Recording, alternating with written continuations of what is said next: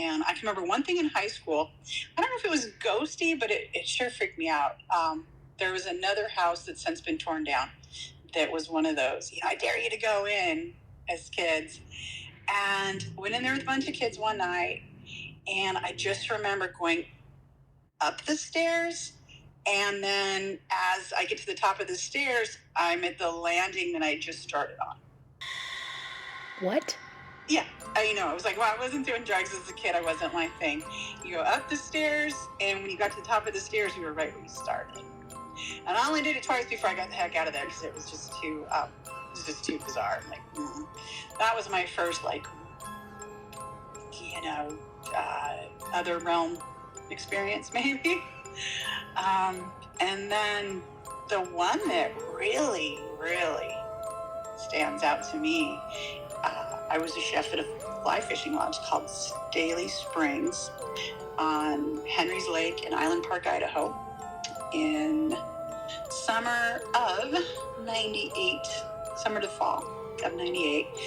And it was a really old lodge. It's since been torn down.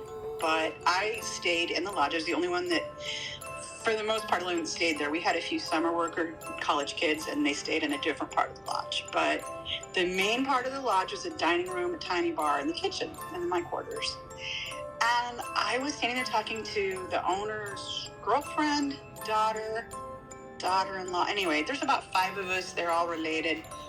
Besides me. And they had just set the dining room for morning, which was a small plastic cup, knife, fork, spoon, and napkin on each of the place settings with these beautiful log tables.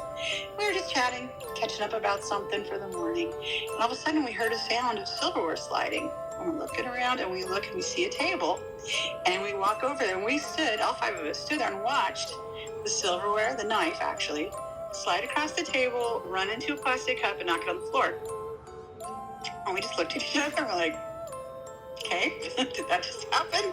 I mean, we'd had a cocktail, the shift drink, but did that just happen? And we're like, okay, it's time to go to bed. I'm like, yeah, you guys could leave to go to bed. I have to go around the corner in this room and go to bed. But the thing about that space in that room is I had a cat at the time.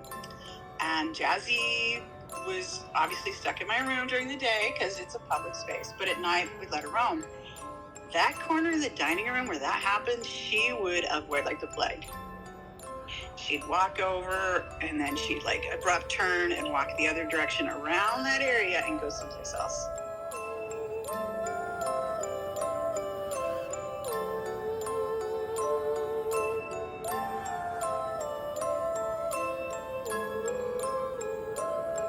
Were there any stories or myths associated with that lodge? Oh, yeah. Well, we'd had, when I was there, we had 4th generations of families showing up. Prime example, that's cute, I just said that, but prime example is on Friday night was prime rib night. And we only had 2 ovens in the kitchen, but we needed to cook 3 prime ribs.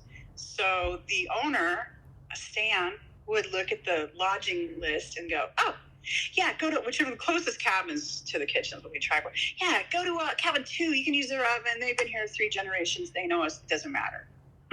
Okay. So we go to cook my prime rib in a guest oven.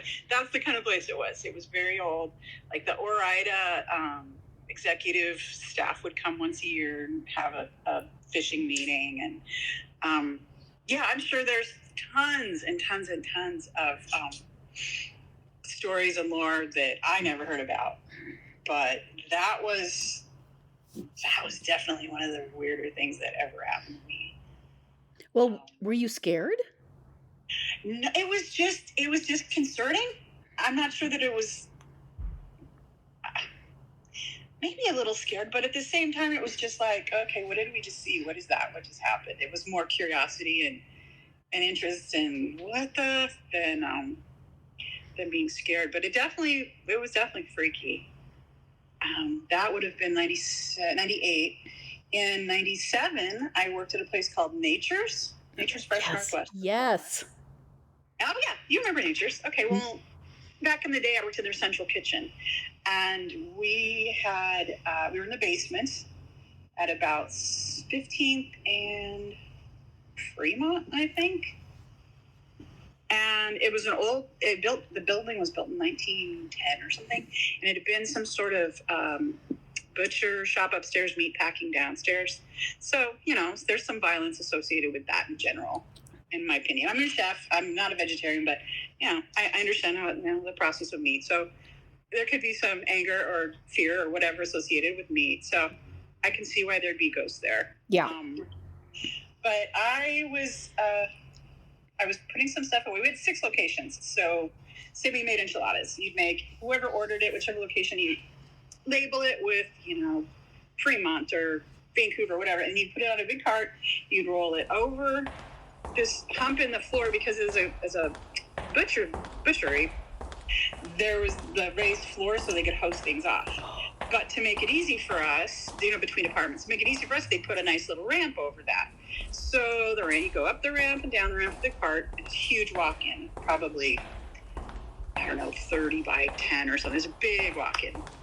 And as I'm coming with a huge rolling cart full of food over the little hump, start to go down, the walk-in door pops open. I'm like, well, that's cool. Thanks. I'm like, hey, thanks. So I carry my merry way and I open the door. There's nobody in there. There's nobody in the department. It's the end of the night. I'm there myself. These are the kind of old school walk-in doors you have to pull a really hard tug on a handle, a long handle, pull it and it, opens. So this thing didn't just randomly open by some micro earthquake or a breeze. It wasn't breezy. It's a basement. That one scared me. I literally rolled my cart in. I didn't put it on the shelves it was assigned to. I rolled it, closed the door, clocked out, and ran upstairs. That was it. It was done. But yeah, that one, I don't know what else to explain that by besides a helpful spirit. Definitely not mean or angry, but hey, thanks, but maybe don't do that when I'm down here by myself.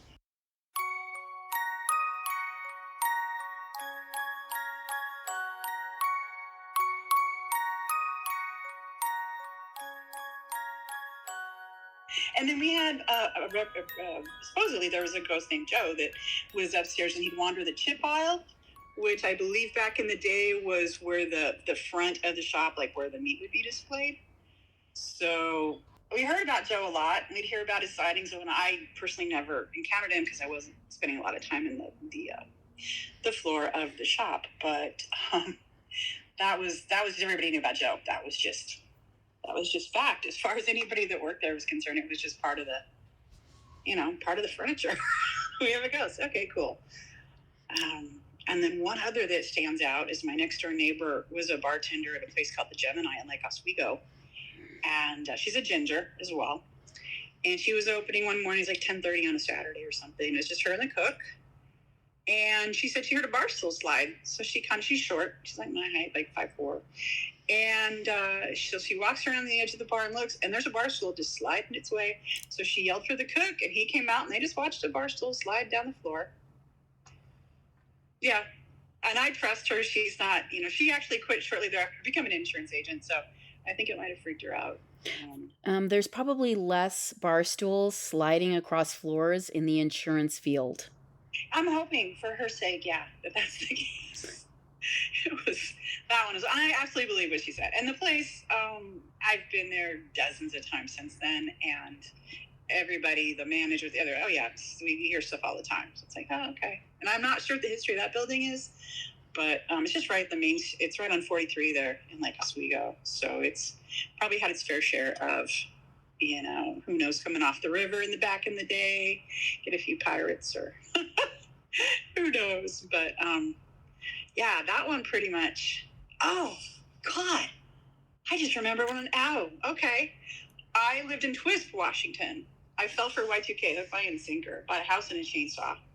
And the time I got up there, I was promised a job at Sun Mountain. The time I got up there, the chef had walked off, as chefs often do. Bit of a volatile crowd we are. And so they didn't have a job for me. I was like, okay. So I had a mortgage and a job. So I went to this place in Winthrop that I just tried to look up to get the name, and it looks like it's gone. It was a really old building. And I got on as a bartender there. And I just remember being alone at night, closing up, and I could hear footsteps upstairs. There was an old hotel up there. Absolutely, the place is sealed off. There's nobody up there. And I'm like, okay, that's trippy. And I just thought, oh, somebody's here or whatever. So I told, the crew the next day. They're like, yeah, that's sealed. Nobody's up there, and yeah, we have a ghost problem. I'm like, good to know what I heard. Okay, so yeah, I don't know. Maybe it's a ginger thing. It could be. I mean, I love that the people are just like, oh, we have a ghost problem, like it's cockroaches, and Yeah, it's basically that was the attitude. Was like, oh yeah, that happens. Like, thanks for warning me.